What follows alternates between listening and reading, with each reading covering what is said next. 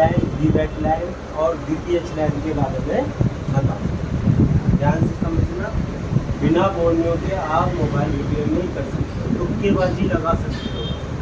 अगर professional repairing करनी है तो आपको बोर्नियो की जानकारी होनी चाहिए। ठीक है, देखो V2P फ्लैग से हमारे यहाँ 5 वोल्ट आते हैं इस कनेक्टर, और इस कनेक्टर से ही 2 लाइन होकर के जाती है D एंड DC की line, data negative data positive. यहाँ से 5 वोल्ट जाएंगे और जाने के बाद सीधे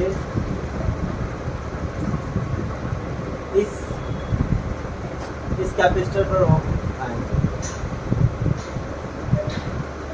यहाँ से सीधा इस कैपेसिटर पर आएंगे। इस कैपेसिटर पे 5 वोल्ट आने के बाद ये OVP IC है, ओवर वोल्टेज प्रोटेक्शन की IC है। यहाँ से फिर ट्रांसफ़र होगा यहाँ इस कैपेसिटर पर, इस कैपेसिटर से जाएगी इस चार्जिंग IC। ये चार्जिंग IC जो है एक तो वीवैट लाइन निकालती है। अगर ये वीवैट लाइन आउटपुट दे रही है तो ये IC ठीक है, और ये फिर कॉइल है, कॉइल के पास में कैपेसिटर है लगा हुआ, और अगर इस कैपेसिटर पर कॉइल पर 3.5 वोल्टेज जा रहे हैं तो ये VPH लाइन होती है।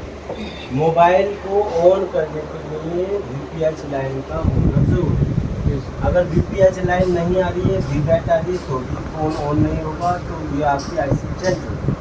और अगर VPH लाइन आ रही है, वीवैट नहीं है, तो चार्जिंग नहीं होगी, फ़ोन ऑन होगा। ठीक है, ये तीनों लाइनों को अच्छी तरीके से आपको समझना है, और ये अगर आप ओके करते हो किसी भी फ़ोन में तो आपका फ़ोन ऑन होता है। अगर इससे प्रॉब्लम होती है, ठीक है।